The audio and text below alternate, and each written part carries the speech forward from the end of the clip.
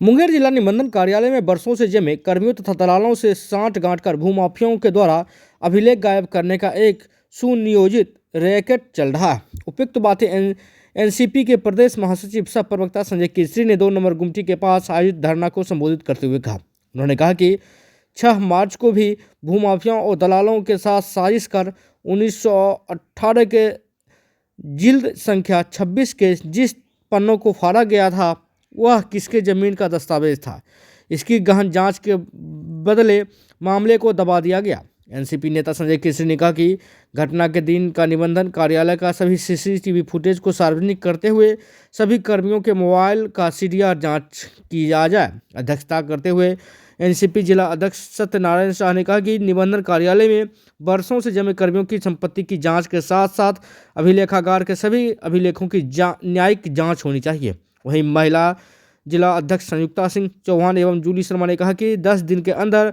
अगर CCTV footage सार्वजनिक नहीं किया गया और सभी कर्मियों का स्थानांतरण नहीं किया गया तो जिला निबंधन कार्यालय पर प्रदर्शन किया जाएगा। धरना के बाद श्री केसरी के नेतृत्व में 5 सदस्यीय शिष्टमंडल मुंगेर प्रमंडलीय आयुक्त एवं जिला पदाधिकारियों को ज्ञापन सौंपा। मुंगेर जिला निबंधन कार्यालय में बरसों से जमे हुए कर्मियों के द्वारा दलालों के और भूमि माफियाओं के साठगांठ से अभिलेख गायब करने का एक लंबा चौड़ा सुनियोजित षड्यंत्र चल रहा है।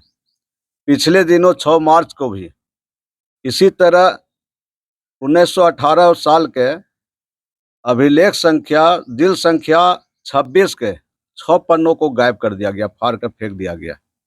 जब मामला उजागर हुआ तो आनन फानन में उस फटे हुए पन्ने को फिर से लाकर रखा गया, नहीं तो कई कर्मियों के ऊपर गाज गिरता। मामला पूरी तरह से लीपापोती कर दी गई, लेकिन कुछ सुलगते हुए सवाल अनुत्तरित रह गए। सवाल यह है कि जिन 6 पन्नों को फाड़ कर फेंका गया था वो किसके जमीन का पन्ना था, उसके मालिकों का नाम सार्वजनिक होना चाहिए। उसके अलावे सीसीटीवी फुटेज को सार्वजनिक किया जाए। सीसीटीवी फुटेज सार्वजनिक होगा तो सभी मामलों का पर्दाफाश होगा कि कौन कौन लोग पन्ना फाड़ने में शामिल थे और ऐसे दलालों को भगाने में कौन कौन लोग शामिल थे। एक 75 साल के बूढ़े आदमी को बलि का बकरा बना के, जिसका आंख का ऑपरेशन 10 दिन पहले हुआ, उसको बलि का बकरा बनाकर फिर मानवीय आधार पर मामला का लिपापोती करने का खेल खेला गया। इस पूरे मामले की जांच होनी चाहिए। जो कर्मी निबंधन कार्यालय में है वो किस हैसियत से और कितने सालों से है, उन्होंने कितनी संपत्ति अर्जित की है, इन सब का जांच होना चाहिए। और जांच यह भी होना चाहिए कि अब तक कितने अभिलेख के पन्नों को फाड़ा गया है। एक उच्च स्तरीय न्यायिक टीम का गठन हो और इस पूरे मामले की जांच की जाए। भूमाफिया लगातार अभिलेख से पन्ना को गायब कर रहे हैं और जिनका पन्ना गायब हो रहा है वैसे लोग फिर अदालतों का चक्कर लगाते हैं। उनके जमीन पर दलालों के द्वारा, दबंगों के द्वारा, भूमाफियाओं के द्वारा कब्जा कर लिया जाता है। जब वो अपने जमीन का कागज दिखाने के लिए जब कागज खोजते हैं अभिलेखागार में उनका कागज गायब रहता है और बेचारे थक हार के वो अपना जमीन दलालों और भूमाफियाओं के चंगुल में जाते हुए देखते हैं, विवश हो जाते हैं, नहीं निकाल पाते हैं। ऐसे अनेकों मामले हैं, करोड़ों का लेन देन होता है।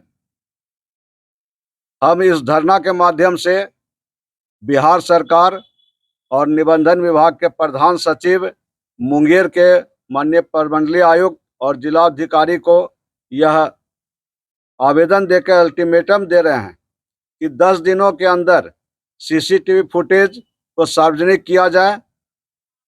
निबंधन कार्यालय में वर्षों से जो कर्मी जमे हुए हैं, जो दलालों के साठगांठ किए हुए, भूमाफियाओं के साठगांठ किए हुए, ऐसे तमाम कर्मियों को अविलंब जिला निबंधन कार्यालय से हटाया जाए और ऐसे कर्मियों की संपत्ति की जांच की जाए।